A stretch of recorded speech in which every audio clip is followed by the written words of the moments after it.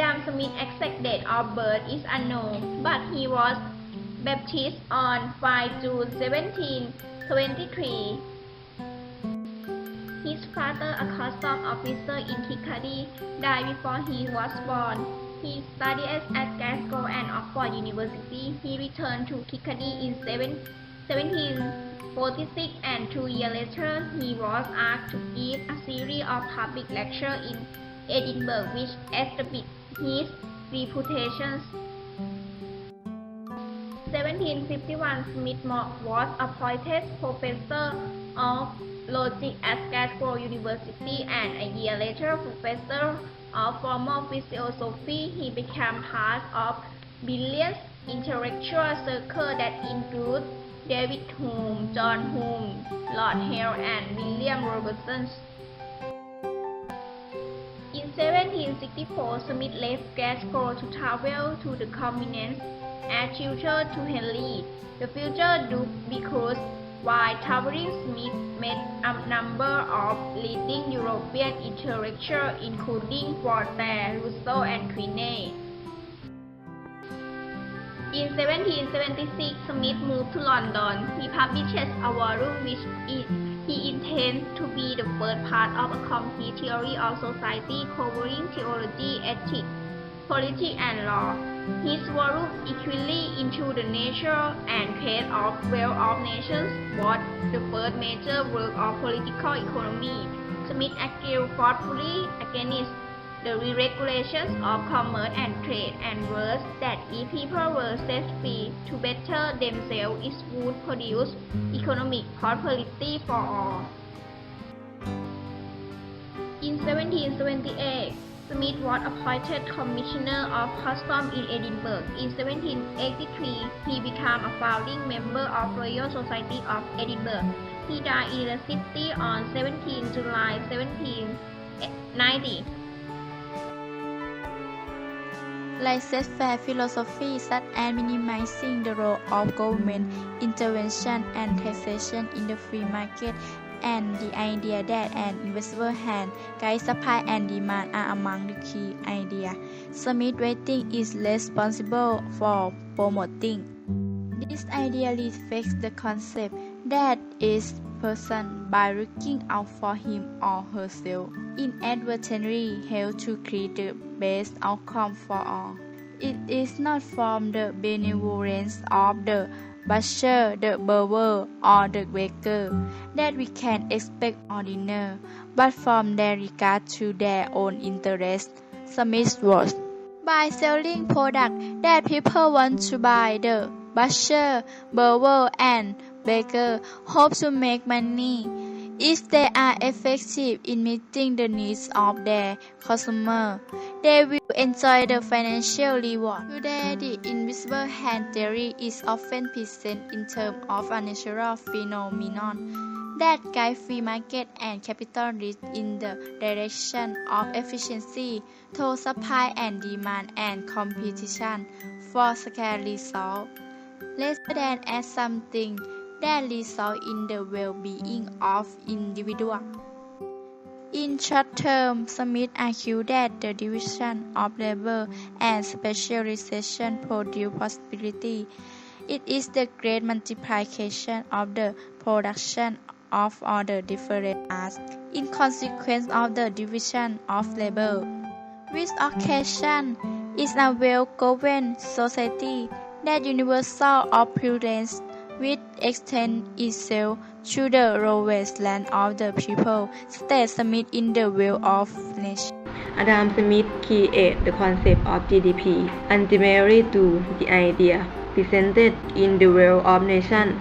Smith changed the import or export business, created the concept of what is now known as gross domestic product, and argued for free exchange.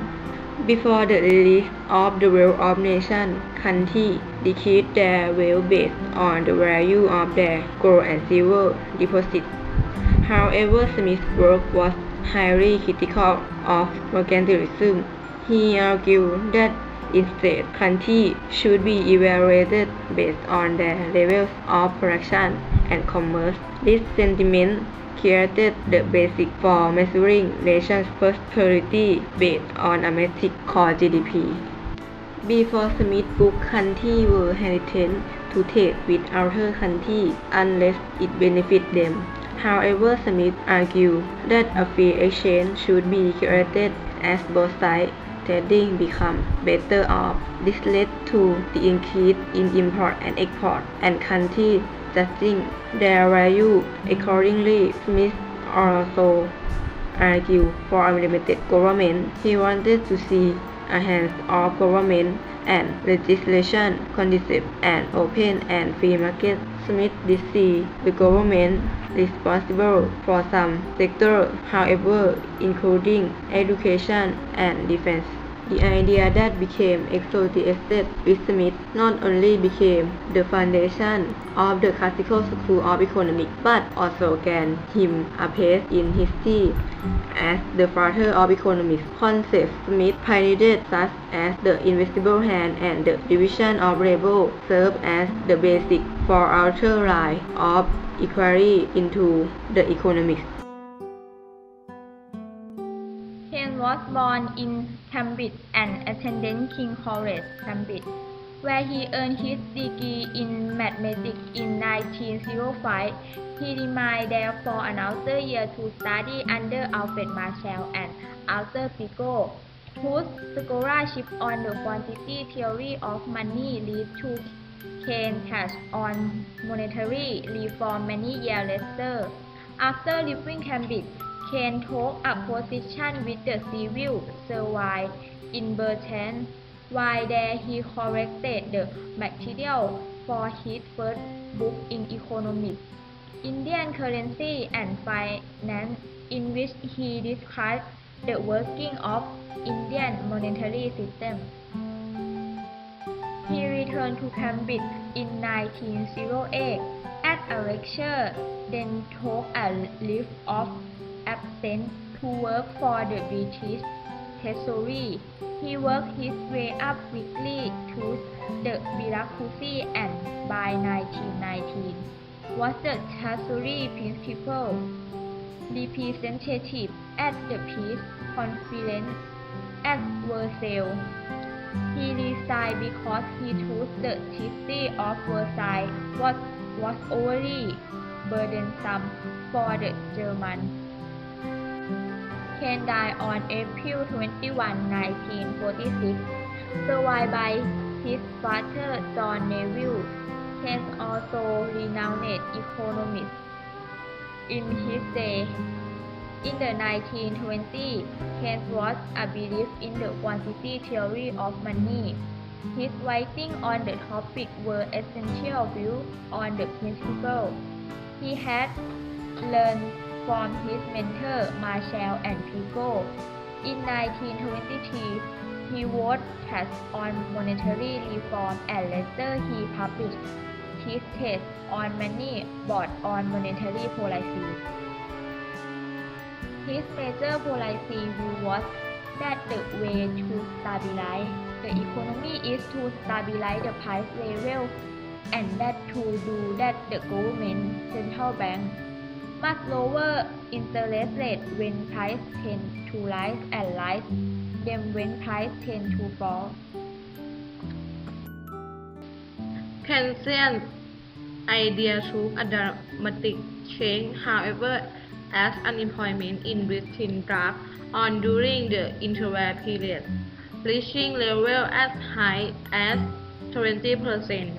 Keynes investigated author cross economic was and the general theory of employment, interest, and money was the result.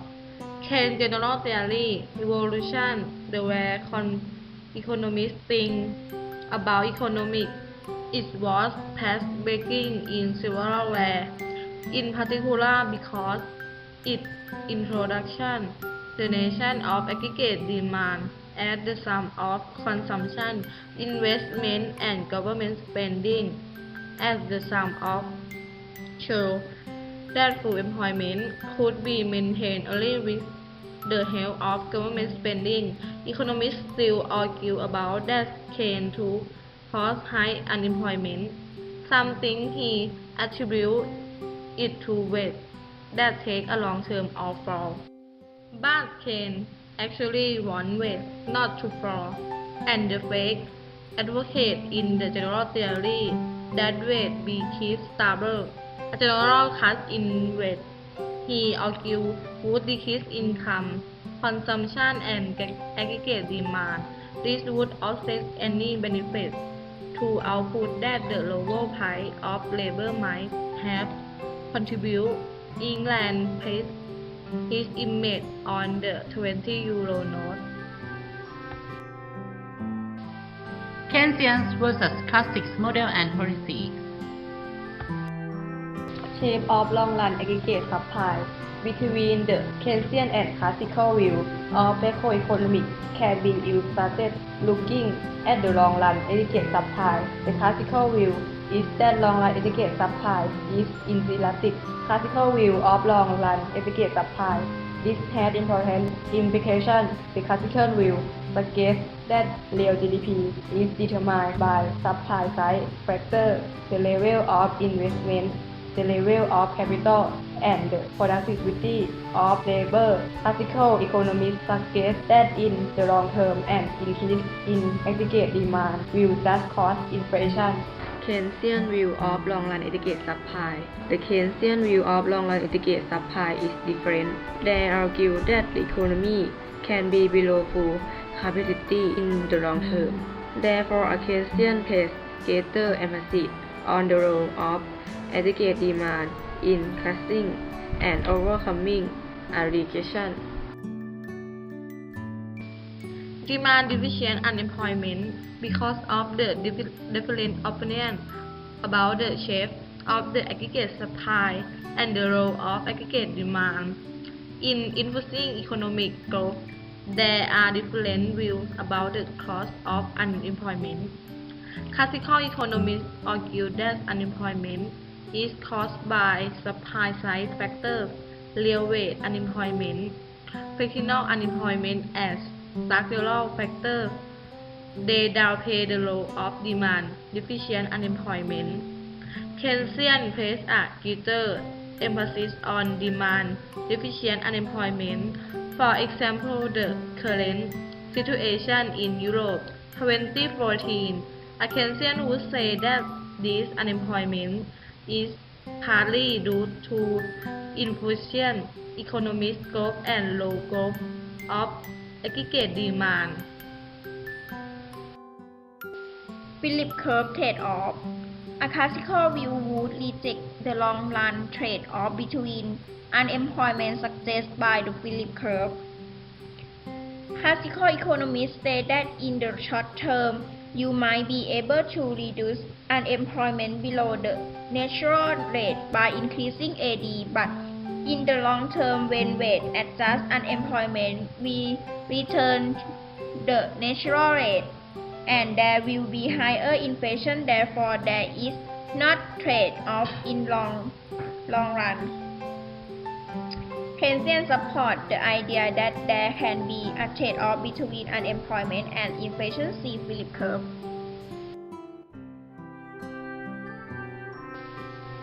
In my opinion, we think my group have an idea is consistent Keynesian theory because Keynesian theory is consistent with the current global situation during the Great Depression.